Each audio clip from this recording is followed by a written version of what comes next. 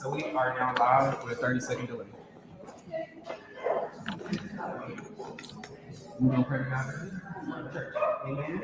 Hallelujah. Okay, so we're working on yeah, I just want to take some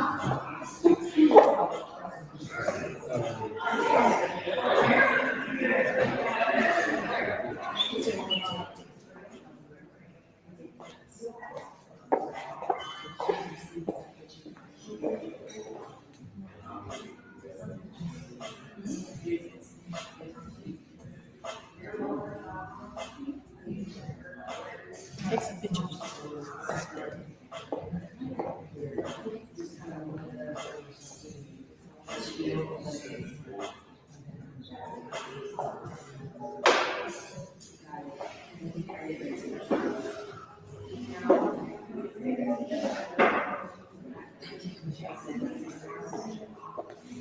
Yeah.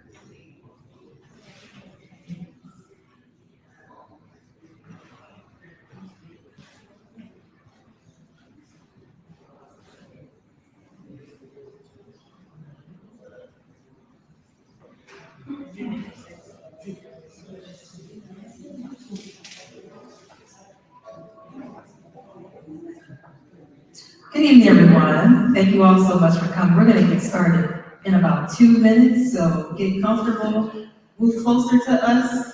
We want to feel like it's an intimate space. I know it's airy and it's giving looks, but please, please move closer.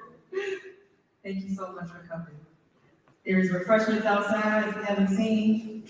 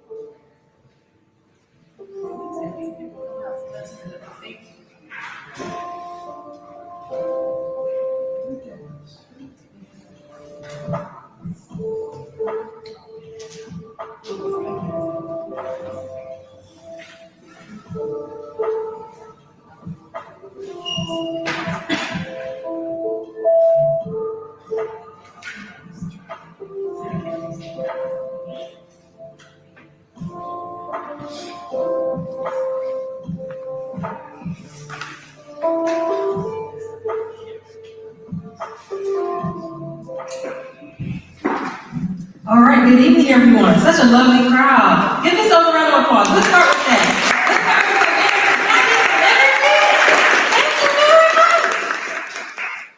Thank you all so much. We are the African American Marketing Association. My name is Foxy Kasumu. I'll be your moderator and host tonight. The lovely Damali Hill is here from Precise Communications. Can we give her a round of applause?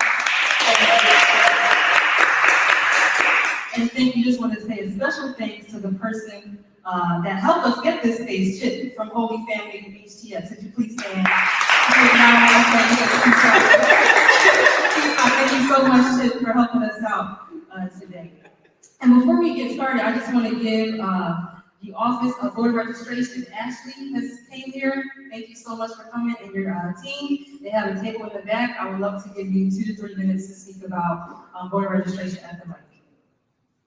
Yep. Thank you, everyone. My name is Ashley. I'm here with Ms. T. I work for the Harris County Tax Office. To the mic. Okay. Hello, I'm sorry. I really don't. I work for the Harris County Tax Office in the Voter Outreach Division. And what we're doing here is encouraging voter registration. What I'm hearing, most people may be registered to vote, but if you are anyone interested, we do have forms readily available on the table in the back, and we can go over the form too in detail on what information is needed. If you're unable to do the form here with us, we can give a short form that's available to applicants that can mail it at a later date. Our voter outreach team, I started not too much time ago, just I want to say a few months ago, but so far they've had us go to high schools, colleges. We've been rounding up a lot of the younger age, 18, 17, 10 months is the youngest you can register to vote in Harris County to get registered to vote. So it's been an experience. This is the first time that I've had this kind of setting in our outreach team, but it's promising. And if y'all do have any information, if y'all have any questions, we'll be more than happy to answer them and Ms. T. Oh, and we also have the VDVR, which is the Volunteer Deputy Registrar Training that we do have online available through the Harris Tax Office website. And if you're interested in also volunteering your time to get people registered to vote, you yourself or a group of y'all, you can be deputized, get certification, and have that, I guess, authority, I don't know if that's the right word, but to register people to vote. And we have our members too that can accompany you. We can take those registrations to the office. Y'all can do that when you're certified as well. And that's just to encourage voter registration in our county, because we are certified in Harris County. So thank y'all so much for your time. I thank y'all for letting me speak. And yeah. Thank you so much. Actually, I'm in Harris County. I used to be a BDR. So yeah, that was fun. And I did it during COVID, so if I can do it during COVID, I can do it now.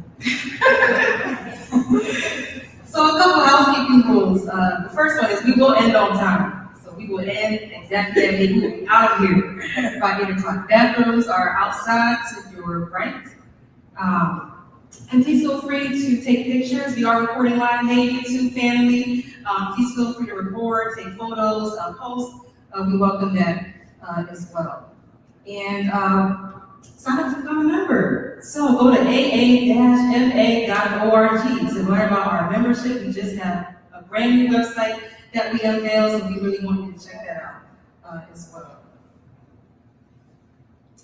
All right, so you ready? I'm ready. Are you ready? Can I get a drum roll, please?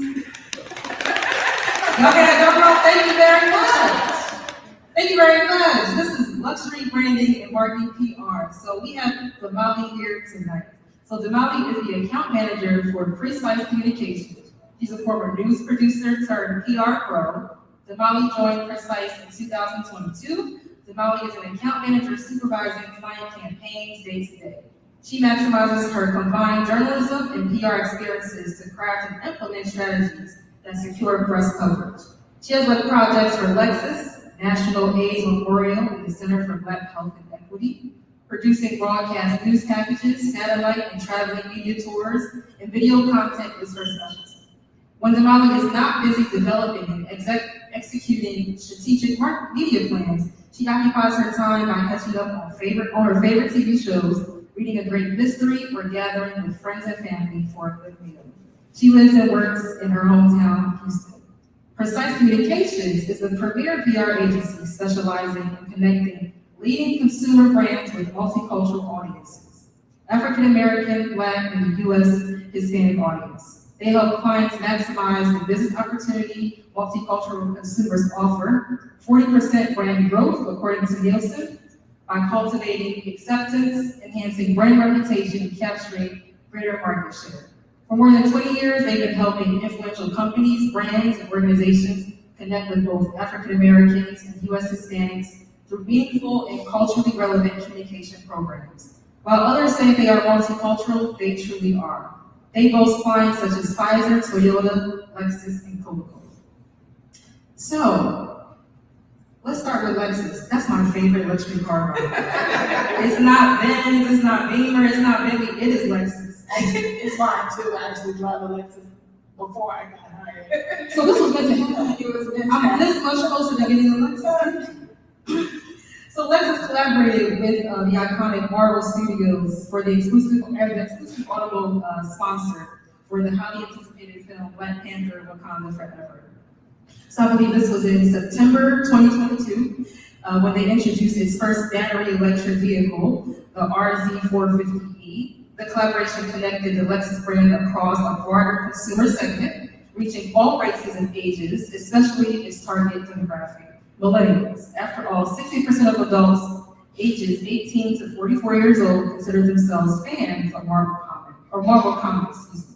So what unique challenges do luxury brands face in the realm of public relations compared to mainstream brands? Well, first of all, thank you guys for having me. This is an honor to come and speak to you all, so I really appreciate being here. I'm really grateful for this opportunity. So one of the things, I don't think in this instance you have to separate luxury brands from other brands, because the goal of every brand is to make sure you hit your target market, right? You want to make sure that you hit the audience that might be interested. You want to make sure you tell a story that brings people to you. So one of the ways, for instance, in the Black Panther 2 example was Lexus was looking to, reach out to millennials and show them that, listen, we hear you, we are economically friendly, we're moving in that direction. I believe the brand is committed to going all electric or hybrid by 2035. So doing that through Black Panther was a great way to do that, but you have to make sure you hit your target audience, and that's for every brand. Awesome. So we started off with your bio, and you started out in journalism, actually. So your background is in storytelling. How important would you say is storytelling and crafting an image and reputation for luxury brands? Storytelling, I think, is the reason why I really enjoy public relations, storytelling for PR is the most important thing. It's the key, because what it is you tell your story, you get people to have a feeling, you relate to the audience, they understand, and then you connect. I mean, think about, commercials that you remember for a long time. Every time I get on a flight to go somewhere, I always put in time to make the donuts. Well, if you when I grew up, everyone knows that was a Dunkin' Donuts commercial, right? So now that's what I mean from a child to now I'm an older adult. And, but so when you tell the story, everyone has to wake up and go to work and theoretically make the donuts. So you have to make sure you tell a story that connects to people, and storytelling is the way to do that. Awesome. Can you discuss the role of influencer marketing in promoting luxury brands? I'm not talking about how the Tia did I get married. She's not the influencer that I'm representing here. But she is a family member, so I have got to, very good expertise for, telling your story. Awesome. So yeah, discuss the role and how important it is for influencer marketing and promoting luxury brands and how it differs from other industries, if you have any examples. So influencer marketing, I think all brands now are really using influencer marketing because you really want to connect to your audience, and really that is the best way to connect to millennials and Gen Z right now. So for example, for Black Panther, we picked influencers that were already, had already talked about Marvel, right? They already followed the brand, they already gave reviews on movies. So we had people who maybe gave Marvel movie reviews. We had people who, identified with a certain character in Marvel. So we used those influencers to then hand deliver these boxes. I wish I could show it to you. I should have brought it as a show tell. That had the headlights of the car, of the RZ on it, and then you opened it up, and then if you moved it a little bit, you can see Black Panther, the woman in Black Panther, and then you can see the car. It was a hit. But we delivered those boxes to them and those gifts to them in a Black Panther wrapped Lexus. So that's how we married the brand with Marvel and Lexus together, and they created that content, and all of those videos were a hit. And so that was just another way of showing you how Lexus is connected to the Black community, invested in the Black community, and invested in, their consumers. So that was a great way that we connected with influencers. So influencers are key, and a lot of times we use them in most of our marketing campaigns.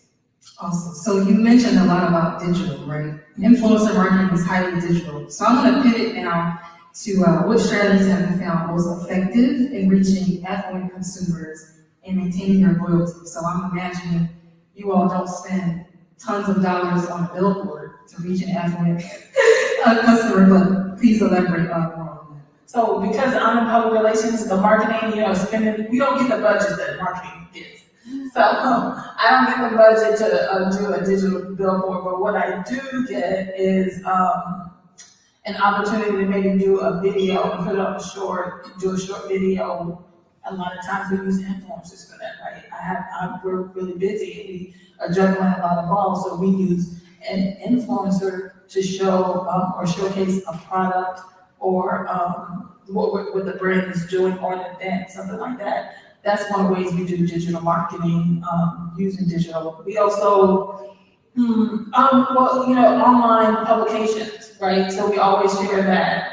We always share the best thing about newspapers now is that they are all digital. So we share that information. You can put that on websites. That's another way you can share it.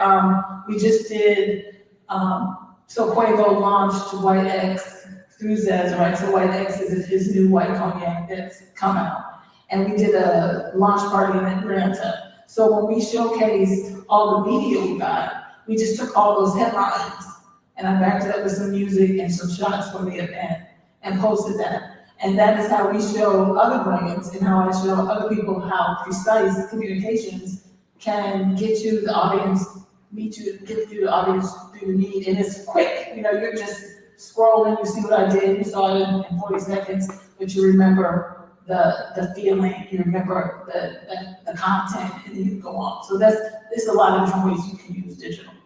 Awesome. So for anyone out there who's thinking about switching careers into luxury marketing, I want to know what your typical day like is for you. Do you get up? Is there your makeup waiting? Is there somebody with your coffee, opening your limo door to get to work? You know, what's a typical day like for you? So for precise communication, we are all remote. So the company is based out of Atlanta. We just talked about anniversary. I think we're on anniversary number 24. My CEO, and we'll get to networking and how important that is. My CEO was a year ahead of me at college at Florida A&M. So she started this business and has taken it, you know, to where we are now. I wake up, you know, get dressed, and then go into the next room, and then get on the laptop. And sometimes I'm in meetings from 9 a.m. till 5. We're just working, making sure that it's a lot of writing. So you've got to write, you've got to rewrite, editing, you've got to make sure you're communicating with your clients that help them get their needs. You have to share who you're pitching to, and what stories you're getting. You have to talk to reporters and make sure that they're comfortable with telling you your story, answer any questions they need, get them all the photos and stuff they need. So it's a lot of hard work behind the scenes. In fact, on my way here today, we're having a huge event in LA next week. So we had the last meeting today, and I was dressed to come here. And when I got on, they were all like, "Oh, where you going?" Because we all work from home, so they see me, which my hair might not be home, no makeup on, because we're used to working together. So I'm like, "Y'all know I clean up nicely." So that's the way it is. You know, you get on as a grind, and there's a lot of hard work behind the scenes.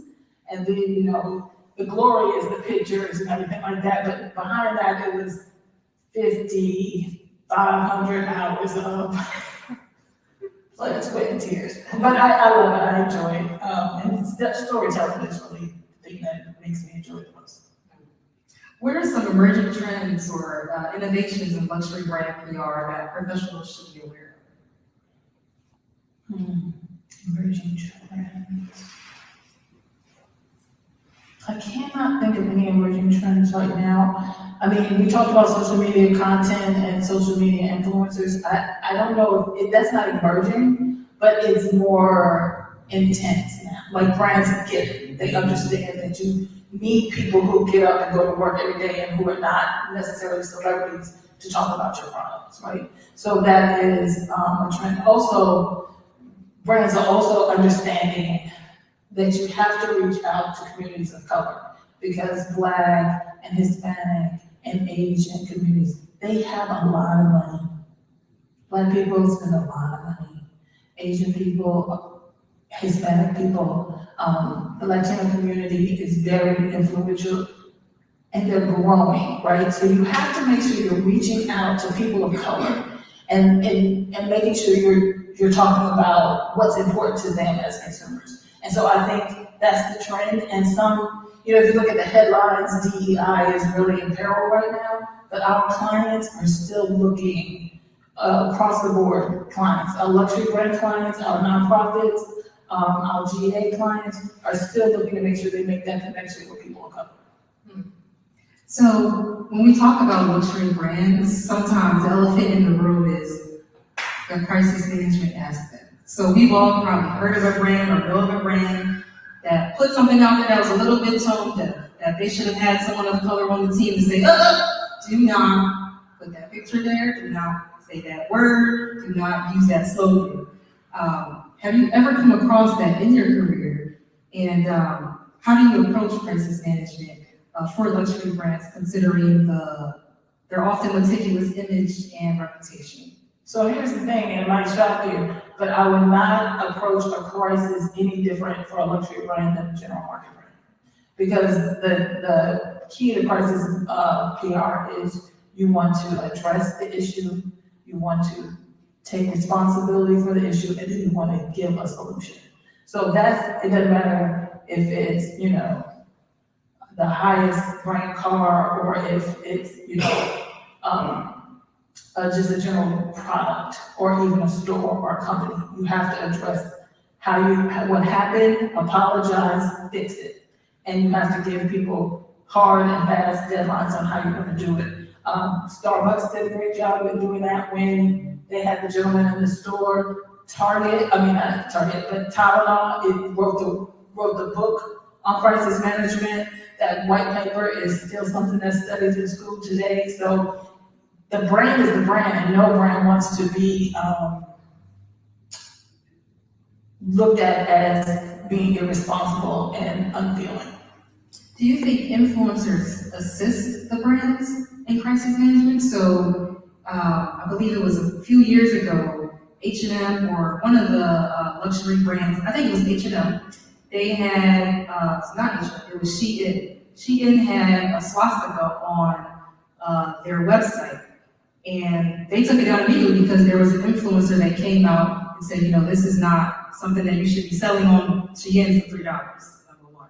And I believe there was another, I think it was H&M, they had a sweatshirt or a hoodie with a monkey in it, with a monkey on it. Oh, I remember. They had a white boy and a black gentleman wearing it, and I think it said coolest monkey in the jungle.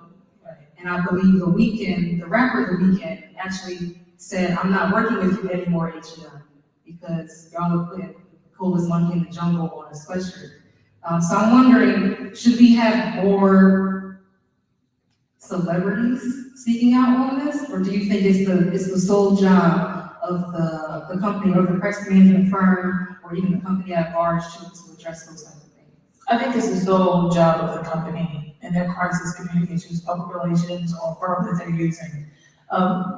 Celebrities are really savvy now, and they have some savvy people around them. And if I was a celebrity and I had a client, or if I had a celebrity client, I would tell them to stay away from that company and that product. Don't even go by, don't even walk by it.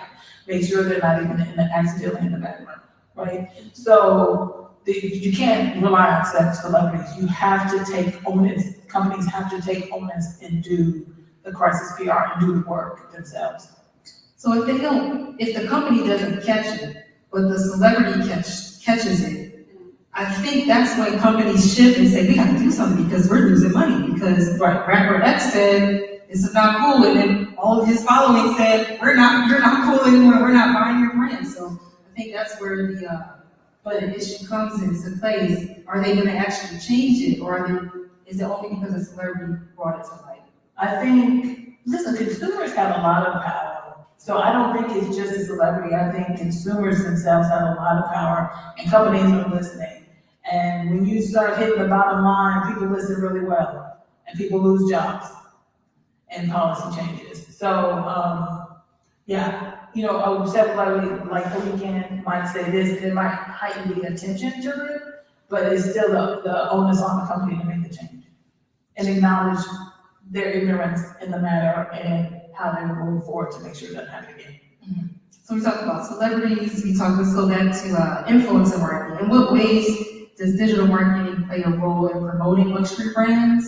And how do you maintain a sense of exclusivity in an online space? So exclusivity is the product, right? Because the bottom line is either you can afford the product or you can't. I love a Birkin bag, I probably will never own one, right? But they're so beautiful to look at. So that's the exclusivity. I follow them on Instagram, I look at it, but I'm probably not gonna purchase one. So the exclusivity is the product. So you don't really have to be exclusive in your marketing or your public relations because the product speaks for itself. What you do want to do though is make sure that you touch as much as your target market as you can, and then you always want to go to the aspirational market. You always want, and that's where digital comes in, because the younger consumers, look at YouTube. We, for example, with the Quavo White X, what we found out in our market research was that Black men from the age of 25 to roughly 40 get most of their information off of YouTube, different YouTube shows, different YouTube. So it's not television, right? For women, it's magazines, it's digital, but their digital places weren't necessarily Instagram. It was YouTube, which was a shock for us. But now we knew how to approach them, how to let them know about the new spirit that was coming out. And so we have to meet consumers where they are. And so that's a big place in how digital is helping. A lot of people, I'm a news junkie. That's how I got into TV in the first place. I will still read a newspaper, even if it's just online. A lot of people don't read newspapers anymore. So they get their information from different places, and that's where brands have to meet them. How do you navigate the balance between exclusivity and inclusivity in luxury brand marketing? Again, the product is exclusive, but your outreach has to be general. Because, and a great way to do this is just, like we said, being aspirational. So a lot of times you're talking to Gen Z and you're like, listen, you might not be here yet, but just imagine when you get here, you should consider us, right? So that's how we use the social media influencers to be like, this is not your grandmother's Lexus. We have a new brand, or this is not your grandfather's cognac. There's a new cognac on the market, it's called White X, and it's for you. It's a little sweeter, it's not as, sour, it's rough going down. You can mix it with other things. So you meet your clients where they are, through digital, through traditional, everything. So essentially what you're telling me and everyone here is, I'm thinking back to Beyonce and Jay-Z were the face of Tiffany & Co. for a while. I think a little bit of last year towards the holidays, and I don't have anything or own anything from Tiffany's, but you're saying I can look at them and inspire to want. It could be as aspirational now. If you go into Tiffany's and ask me how I know, there are some pieces that you actually can't afford. But yeah, so they were really talking about diamonds and making sure that your diamonds are clean and things like that. They did get a little bit of pushback from fans, but I think their overall goal was to, yes, aspirational. We belong in these places and we need to be able to take up spaces that maybe traditionally we weren't in. And be there and be comfortable and have a seat at the table. Awesome. Well, I know you said you had a couple of things that you wanted to share, a few key points or takeaways from tonight's event. Yes, I think, I'm just really happy that we're, kind of getting past the COVID where everything is online and we're actually meeting each other face to face. We were talking about networking, and I just want to say, with a name like Damali, which means beautiful vision, I had to learn early on that networking was the key to me. Me sending in my resume wasn't necessarily going to get the attention of who needed to get the attention, right? People are uncomfortable with what they don't know. So the key thing in my career was that I was able to network, and networking got me from local television producer in Dayton, Ohio, to working at the Weather Channel as a producer because one of my mentors hired me. And then leaving the Weather Channel and making the transition to public relations, one of my former executive producers hired me. And then when the economy dropped and I got laid off, I got to go back to CNN. And it wasn't someone I knew, but it was someone who knew other people who knew of me. And so she had heard my name, and she had seen pictures of me, and we had crossed paths at NABJ. And so we talked and we met, and she was able to hire me at CNN. And I was able to fall back on the skill set, right?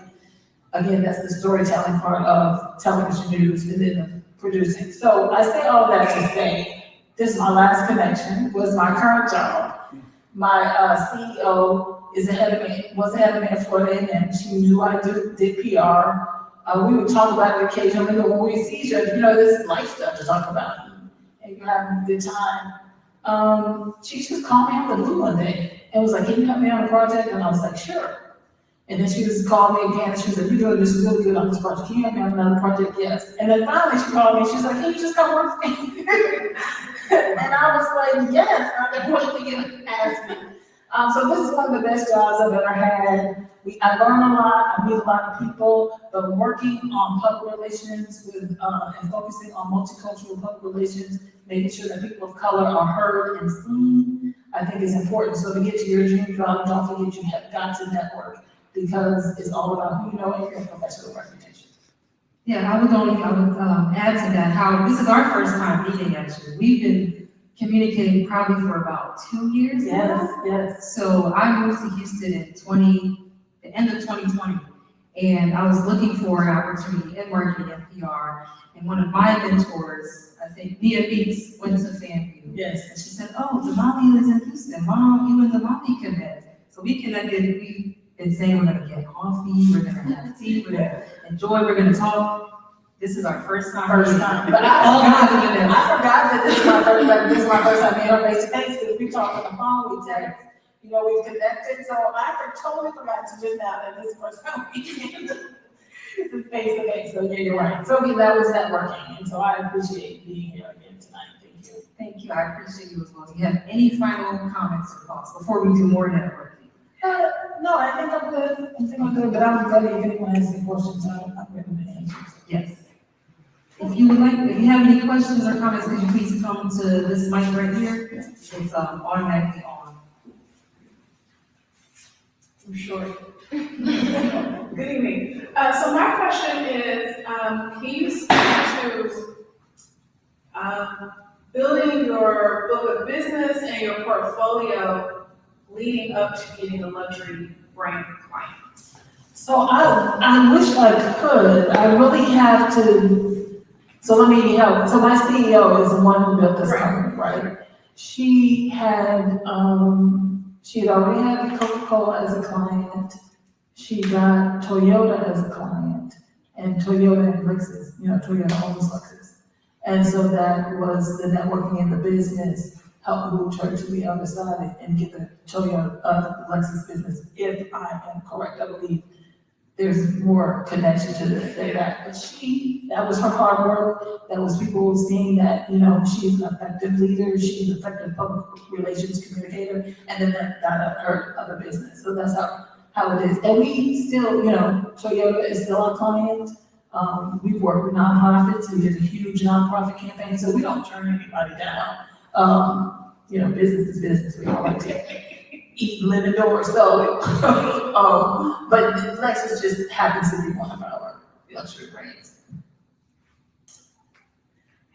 I actually just had a question about research. You talked about it for a second. And I wanted to know generally if you have some best practices for the research that you do when you're preparing for your pitches or campaigns. And also, what is the average percentage of budget that you put towards doing research? Well, that's a good question. So I'll do the first one. So the research, what you want to do is you want to understand the client's target audience, who they're trying to reach. And then once we do that research and we know, and then that messaging, right? So once we understand what the client is looking for, then that's when we do our research. About the budget on research, I wouldn't know. I help manage the budgets, but it's not a certain thing. Some clients and some projects, need deeper and longer, deeper dive. The one we did for our client that we did the launch is we actually had a group of men between the ages of 25 to 40 come together and we asked them questions. Now, what we did was we had the gentleman that works with us, do the survey, and we were just behind the scenes because we wanted them to be comfortable and talk freely. So, but a budget, you don't have to really spend a lot of money to do research. And sometimes it's literally calling, your friends or your nephews or somebody, and they're like, tell me where you're getting your information from, where do you get your news? So yeah. You're welcome. Do we have any more questions from the audience or on the YouTube chat? We can also take those as well. Hello, my name is Nancy, and I have a quick question. You said that influencer marketing is key to the younger generation, but I wanted to know, is lifestyle marketing becoming more prevalent in luxury brands? Yes, so lifestyle marketing, the way luxury brands have been using it as far as what we've observed is more toward the aspirational. Like I have been a fan of Lexus for a long time, so I'm just gonna buy it, right? So I'm their consumer, they don't even market to me because they know she's gonna go ahead and get a Lexus. And when I finish with this car, I'm gonna go get another Lexus. So for the lifestyle is the aspirational. So that's how we get, consumers who are coming up who may be like eyeing a Lexus, but right now they just need maybe 1 or 2 more promotions before they can comfortably afford that or any luxury product. So it's definitely more of a lifestyle marketing, and that's really where a lot of influencers come in. Thank you. You're welcome. I have a question, and it's about AI. Okay. Are there any, in your day-to-day, or even if it's with your coworkers, do you all use ChatGPT? No, but it's not because I think we've just been too busy to explore it. But I had to learn, we have to not be so scared to venture in. What I'm finding out now is that there are new products to help public relations professionals in AI. Our firm just hasn't implemented them yet, but we're gonna have to at some point. So it's still relatively new in the business, and there are a lot of people who are breaking ground to show, how we can use it responsibly. So I think that's the scary part, is making sure we're using it responsibly. So I have a question, kind of just as it is, and you spoke about aspiration in your luxury market, right? So currently we look at the social thing, we look at our placements, and we try to make sure that we're aspiring people with reality, right? So not demeaning or belittling their current placement. So how do you keep a hold on that, like that creative, that messaging? So you mean not making people feel bad or not saying, we're not for you? Yeah. We don't even really address it. This is for everyone. We're not trying to exclude anyone, right? So that's the way most brands address it, and that's what they want to do. They want to make sure that everyone feels included, even if there are people who are very practical, who would never buy a luxury car, and they have a lot of money in the bank. So we want to make sure that even though this isn't a car that you might not aspire to, if you choose to, you're always welcome. You definitely want to stay away from the negative, right? We will always want to make sure everyone is comfortable, feeling included, and that causes all social and economic backgrounds. Thank you. What would you say to brands that exclude? So I'm thinking of brands that, I was thinking of Tesla. But I'm sure there are other brands out there that their target audience is their target audience. And if you don't fit that demographic, the salary, et cetera, you won't even get their messaging.